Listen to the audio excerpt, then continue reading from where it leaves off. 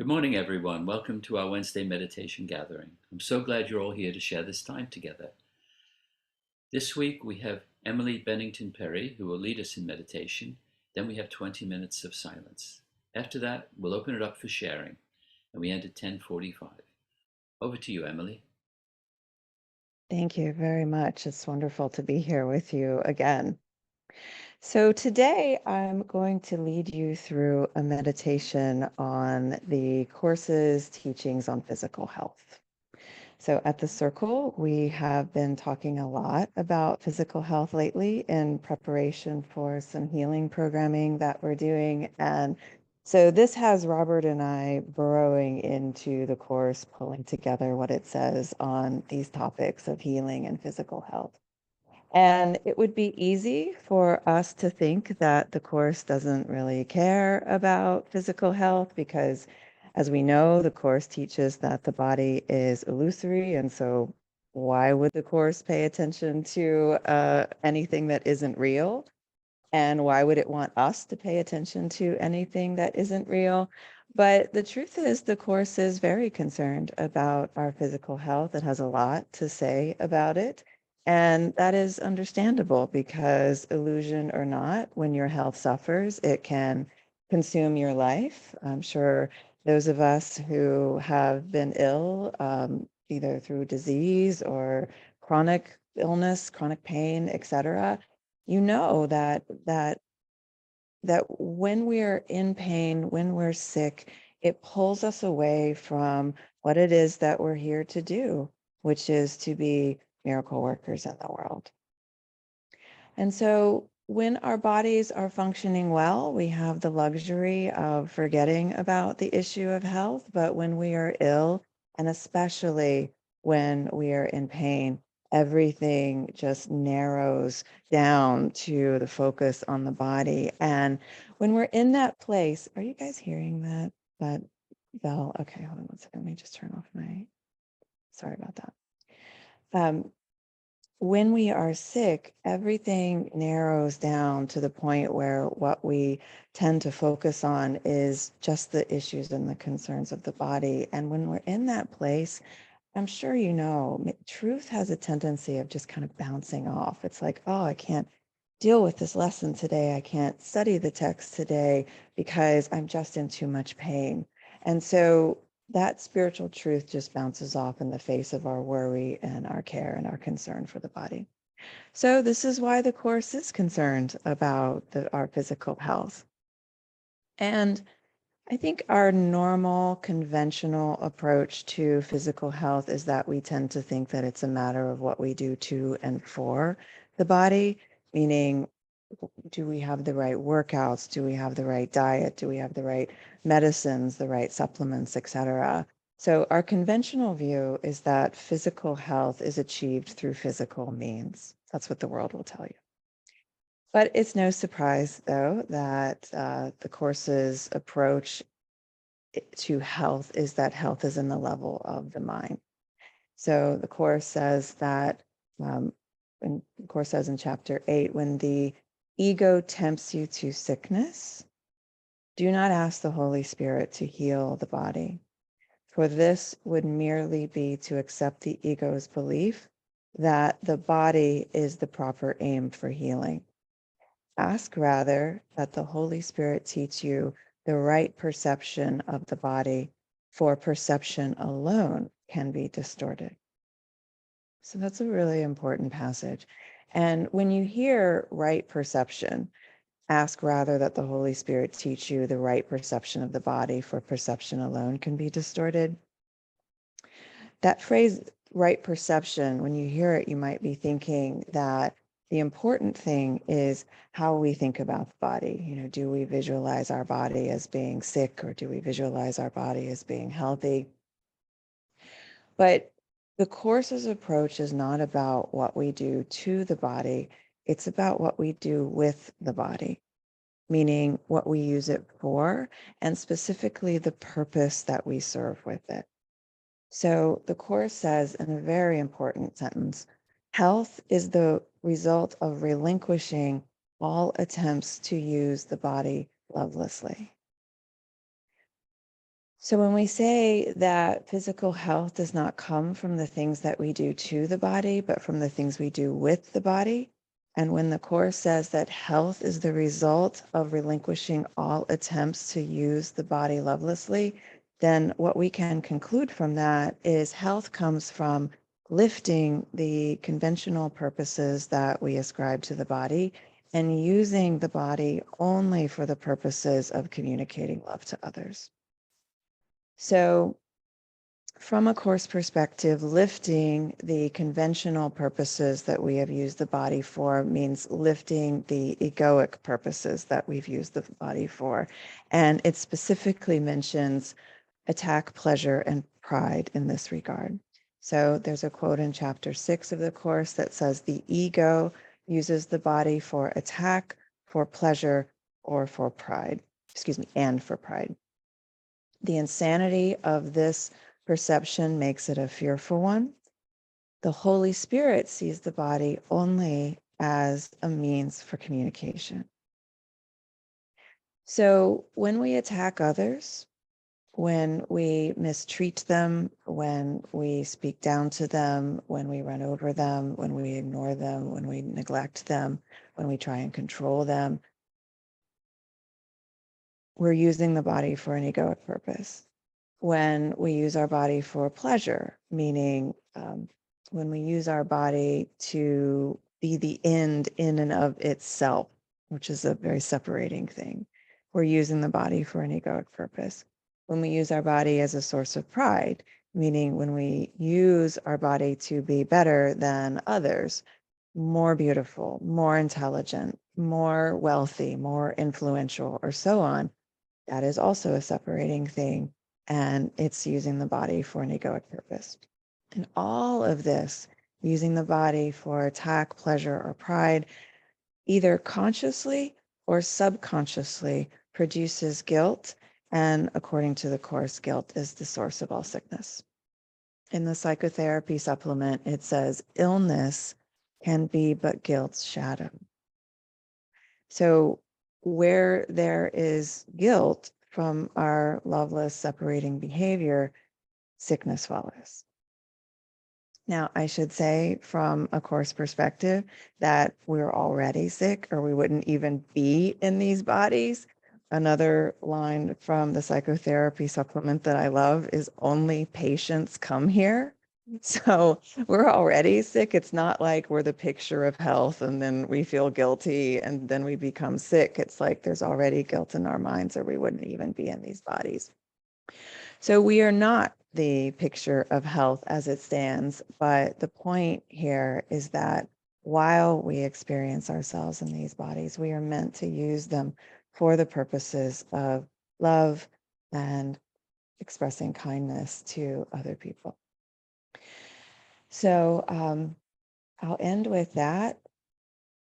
Although there is one other quote from chapter 8 that I want to share with you before we move into our meditation. And this is a beautiful quote that says, "He," meaning the Holy Spirit, "will teach you to use your body only to reach your brothers so he can teach his message through you. This will heal them and therefore heal you. Everything used in accordance with its function as he sees it cannot be sick." So, in a book called A Course in Miracles, we should be very clear on what a miracle is. Our belief is that miracles are primarily defined in the Course as expressions of love.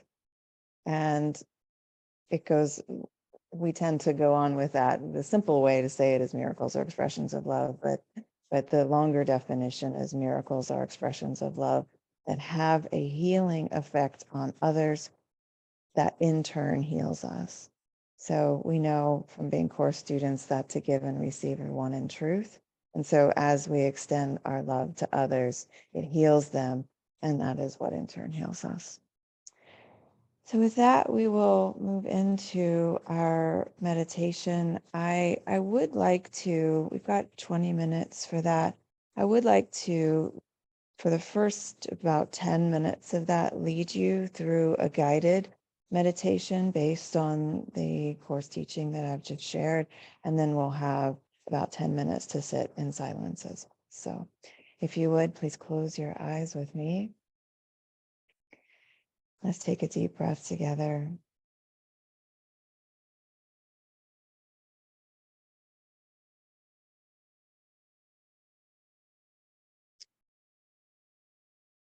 And the meditation that I want to lead you through is based on lesson 353 in the workbook. My eyes, my tongue, my hands, my feet today have but one purpose: to be given Christ to use to bless the world with miracles.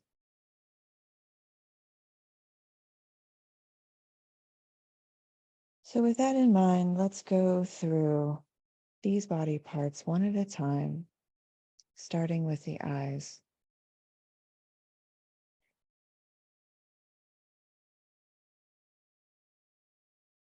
When you think of your eyes right now, where do you tend to direct your gaze? Is it to gain personal pleasure from what you see?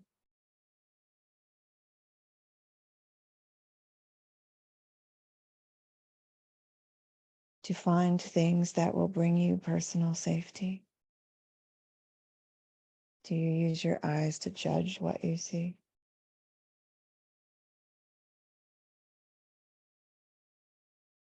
Feel yourself lifting those purposes from your eyes, almost like peeling off a layer of film.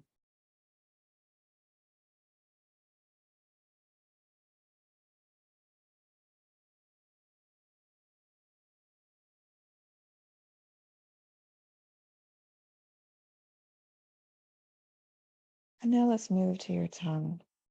When you speak with your tongue, why do you speak?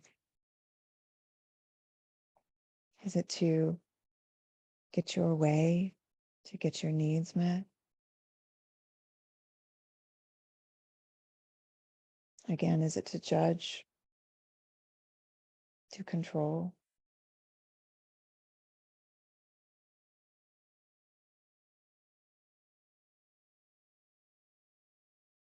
Feel yourself lifting that purpose off of your tongue. Again, like peeling off a layer of film.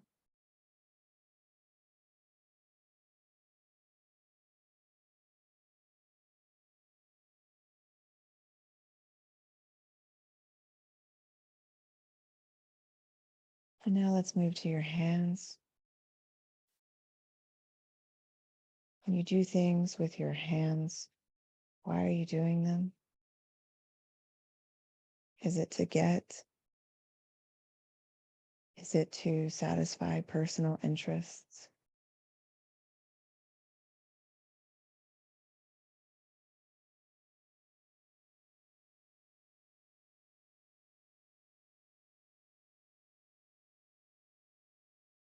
Let's lift those purposes off our hands as well.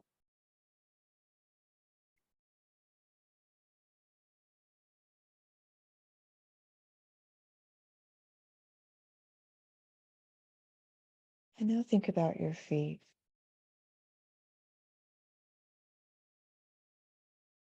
When you go somewhere with your feet, why do you choose to go there?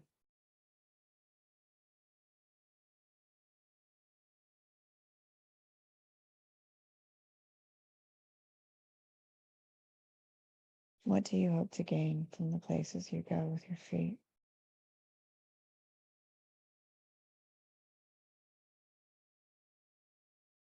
Is it mostly just for things you need?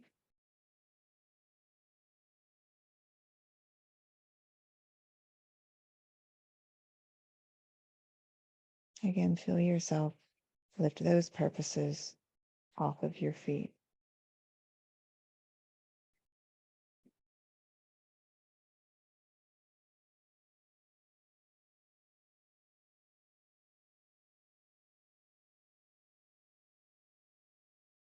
And now we have the body as a blank slate, empty of all the purposes that we have given it.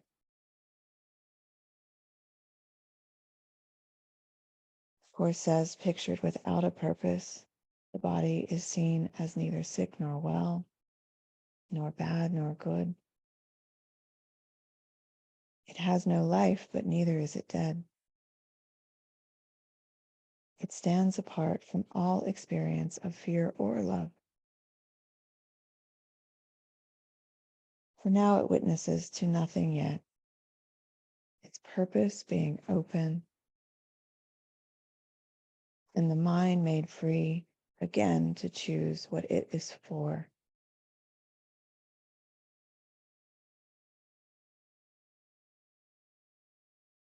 Now it is not condemned, but waiting for a purpose to be given, that it may fulfill the function that it will receive.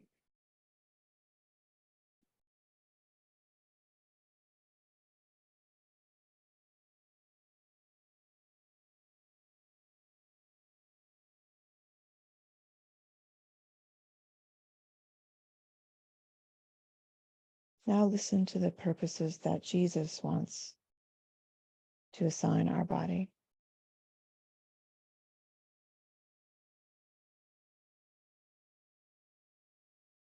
He needs our voice that he may speak through us. He needs our hands to hold his messages and carry them to those whom he appoints.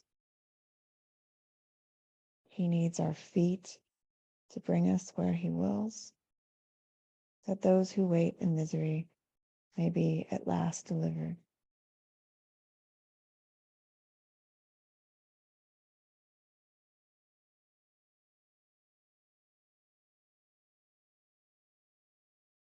So let's think of the words from lesson 353 again.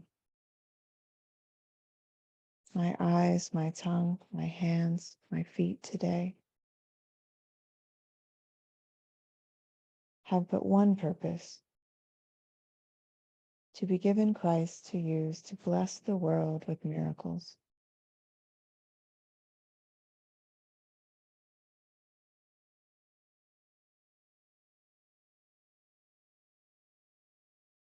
So now think of your eyes and say, my eyes have but one purpose today: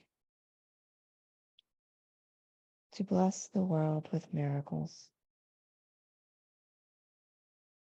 Expressions of love that have a healing effect on others that will in turn heal me.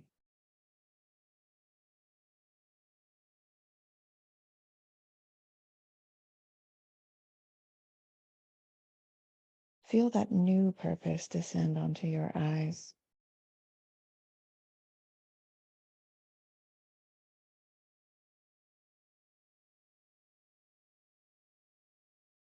Think of your tongue and say, my tongue, my speech has but one purpose today: to use to bless the world with miracles.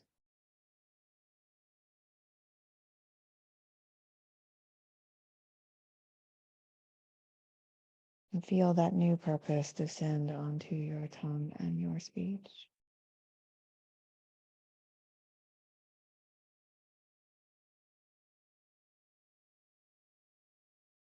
Think of your hands, how your hands have but one purpose today: to bless the world with love.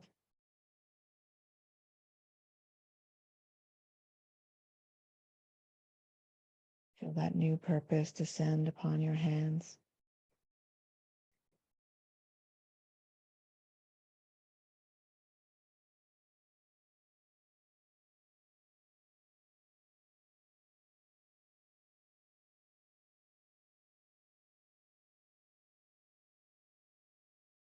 And finally, think of your feet and say, my feet have but one purpose today: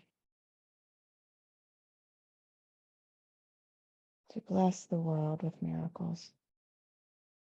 And feel that new purpose descend upon your feet as well.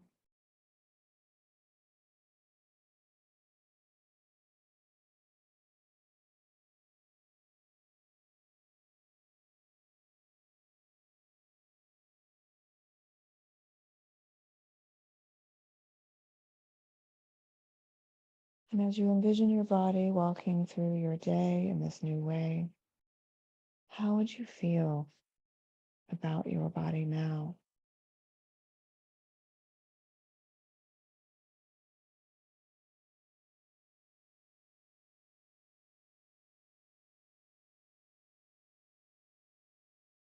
Would it be more loving, holy, even?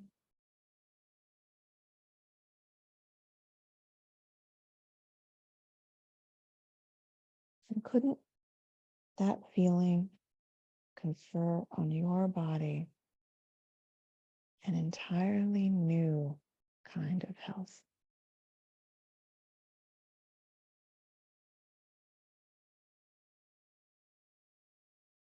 Give you a few minutes to think about this new purpose for the body in silence, and be called out with the bell.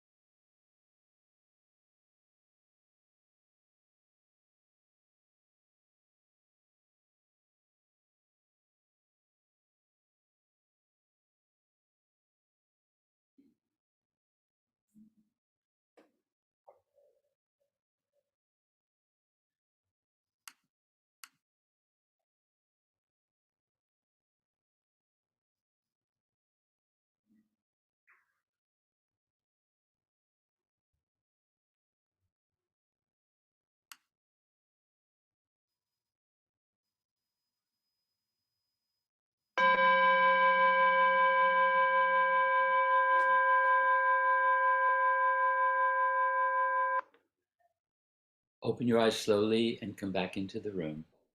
We have 15 minutes left for sharing your reflections and your questions. If you'd like to speak, raise your hand or use the reactions button at the bottom of the screen, and I'll invite you to take yourself off mute. And if you'd like to ask Emily a question or a comment with confidentiality, put your message in the chat function at the bottom of the screen, and I'll read it out.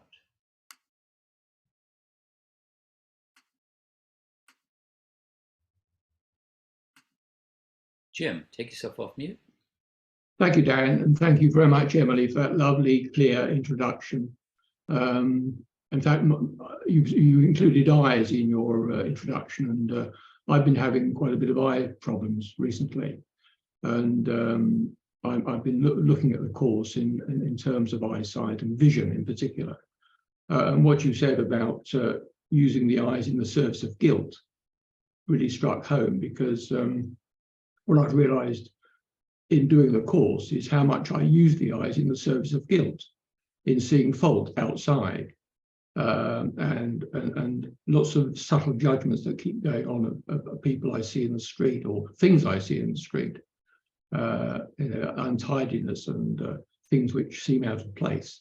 And there's a lot of use of my eyes or eyesight in the service of finding fault. And it's only really been shown clearly to me by studying the course. And it was so relevant what you were saying this morning, because I know that the my eyesight varies quite a lot. Sometimes it's perfect, and other times it's quite blurred or fuzzy. And it's very clearly related to how I am in myself. It isn't, I'm seeing it isn't physical. It is to do with how I am in myself. Am I resting in God or not, basically? And so I just found it very helpful anyway to hear what you were saying about that. And it just emphasizes the need for me to be very vigilant for the ego's judgments and let them go, so that not you know, I was tempted to say so that I can see better, but of course that isn't really the purpose. The purpose is to relinquish the ego's judgments. End of story. If I see better, well, fine. But the purpose I'm being shown is to relinquish the ego's judgments, and what happens after that is not my business, really. So thank you, James. Yeah, I appreciate what you had to say there. There's really intriguing teachings in the course if you do a search for spiritual eye. And it's the idea that each of us have a spiritual eye. We have a faculty within us that's capable of what the course calls vision, which is seeing the holiness in all things. And the cool thing about the spiritual eye is that it has nothing to do with physical sight at all. So you can be completely blind physically and able to have a very open spiritual eye, because you're seeing holiness in everything. And from a course perspective, that's what it means to see. So when the course says I'm determined to see, it's determined to see the holiness in all things. And I think that what we're determined to see, left to our own faculties, is we're just determined to see the things that we want to see, and the things that we want to gain and get.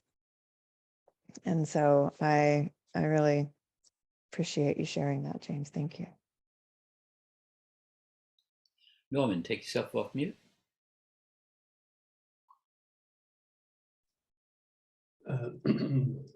Yes, thank you very much indeed. You just mentioned about using your own faculties. I unfortunately couldn't hear you very well, so to sort of come and listen closer, and spent my head over. And then when you finished closing, I went into the silent meditation, and my head sort of got relaxed and the neck got a bit better. And I was sitting there sort of thinking, how did this happen? And then as I just quietly meditated, your voice came into the head. Use your body lovingly and you'll be okay. And that's all, it went over and over and over again. Use your body lovingly and you'll be okay. So thank you very much. Thank you, Norman. Can everybody hear me? Can you hear me okay? Is the mic working good enough? Okay. You sound fine. Yes. Okay, good. Yeah, that's a good mantra, Norman. Use the body lovingly and you'll be okay. Of course, we all know ultimately we're already okay. But we are meant to use the body lovingly here as long as we experience ourselves in them. And if enough of us did that, the world would be okay. And the world is not okay. Which means we still have work to do in these bodies.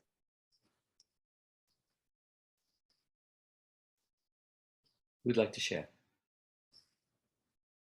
John? Thank you, Daniel. Thank you, Emily. That was lovely. I really enjoyed that. It felt very peaceful. And I think the thing that literally jumped out at me, which really resonated with me, was when you mentioned about the fact that guilt is the only problem. Because once I really understood what the basis of the course was to eradicate that deep, deep unconscious guilt that originated from our mistaken belief that we were separate from God and from everything. For me, that simplified, because if there was only one problem, there was only one solution, which is to find our innocence. And I find that, to me, that's the most important thing, to constantly have the alert awareness when I'm starting to feel guilty about anything and do something to see it differently. Because obviously, if I think I'm guilty, that's when I'll project that out onto other people.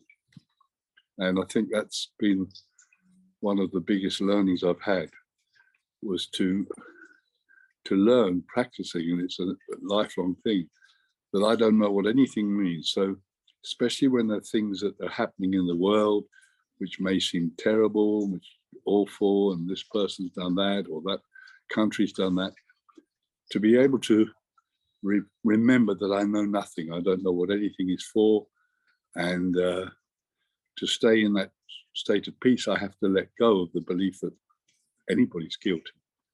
And I think that's, for me, because I do like things simple, and when I remember that that's the core purpose of the course, is to eliminate guilt and find our own innocence. And that, if there's anything wrong with me, I try to remember, have I been feeling guilty? What have I been holding on to? So it's a constant learning, and really the body, for me, is also a lovely tool to remind me where I've been going on this journey. So it was a great reminder. Thank you so much. Thank you. Thank you, John. The course has some hard teachings to look at, and one of them for me is that we tend to think that the reason why we attack is because we're afraid. So this fear causes us to attack, and then we attack, we feel guilty. But if you really get into the course, it's actually saying the opposite. It's that we attack. We're loveless to other people. We're harsh towards other people. We judge other people. And that makes us afraid. And then we feel guilty. So we tend to think like, oh, I only attack because I'm afraid. And the course actually says, no, you're afraid because you attack. And that's the source of your guilt. So you can draw a direct line from guilt to our own expressions of unloving behavior. And so if we wonder, like, okay, I'm feeling guilty, whether we're in touch with that or not, a lot of us aren't in touch with our guilt. We just think, okay, well, the source of that guilt is my unloving behavior, and you can turn it around at that level and use the body for the expression of love. That will alleviate the guilt, and then that will in turn create health for the body. So I love that teaching. Who'd like to share? I'll just jump in here. Emily, if you as you heal your mind, will the body heal? Yes. Good one. Then take yourself off mute. Emily, I'm just not clear what you were saying about the attack that creates the fear. So if fear isn't the motivator for attack, what would you say is? The It ego. can't be an inherent, but okay, so there's no, the ego isn't real, but you're we saying believe that that our it belief is. in the ego, and Right. that belief could be motivated by just the desire To separate. So the through it. ego, yeah, the ego is the false belief that we are separate and therefore on our own. And so because we believe we're separate and on our own, we believe we have to attack to get our needs met. So the core nature of the ego is attack. And I know that that differs from some other spiritual teachings that say, well, we need the ego to make our way through a dangerous world. And in the Course, the ego is never, ever presented as a positive. It is not the thing that keeps you safe in a dangerous world. From a Course perspective, the ego is the very thing that makes the world dangerous. And so we all have an ego, or we wouldn't be in these bodies. Again, only patients come here.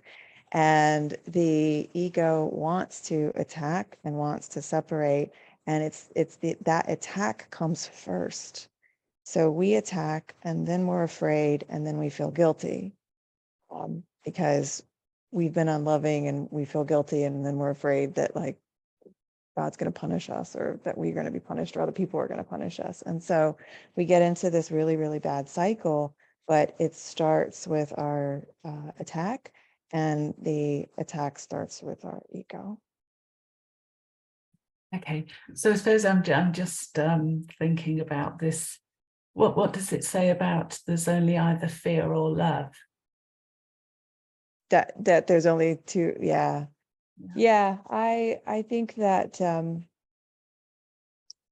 fear is the result of our attacks. So we are afraid. So the cycle goes like this. We attack, and then we feel guilty, and then we're afraid. And what we're in touch with is that fear. So the fear has some layers underneath it, Yeah. but fear is what we're in touch with by and large. Thank you for explaining. Yeah, it's true that the Course says there's only two emotions, love or fear, but the fear is so layered, and it begins with attack.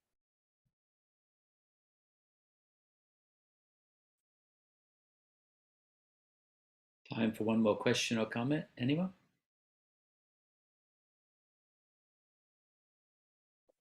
Since in the absence of comments, let me just add one thing about what I've just shared. It's very, very liberating to understand that the root cause of all of our mental unhealth, which causes our physical unhealth, is our egoic nature, our desire to attack. Because then when we know that when we can kind of point to one thing, then we know we have the power to reverse that, to heal it, to change our behavior, to become more loving. If you just say, I'm afraid, I'm afraid, I'm afraid, well, you don't know why are you afraid? There's all kinds of reasons why we're afraid. So when you can get underneath the fear to the attack, then you can do something about it. And therein lies the freedom and the liberation that causes the health of the body. So the freedom and the mental liberation, mental health, that translates into physical health. So I think that's an important point to make. Okay. One last thing, in the chat, there's the ego judges, miracles forgive. Totally.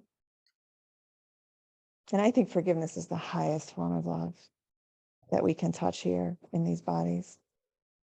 It's so easy to love people who love us. It's so easy to love people who are doing what we want them to do. Question is, can you love them when they're not? And that's forgiveness. Thank you, Emily. That's wonderful insights. Beautiful, beautiful meditation. Thank you all for being here. And take yourself off mute. Show your appreciation to Emily. That's wonderful. Thank you, Emily. Thank you, Emily. Lovely. Thank Emily. Thank you, Emily. Thank you for network. Very much Thank you so indeed. much. Lots of love. Bye. Bye, Thank you. everyone. Bye-bye. Bye. Bye. Thank you Love. for having me. Lovely. Lovely. Thank you. Bye.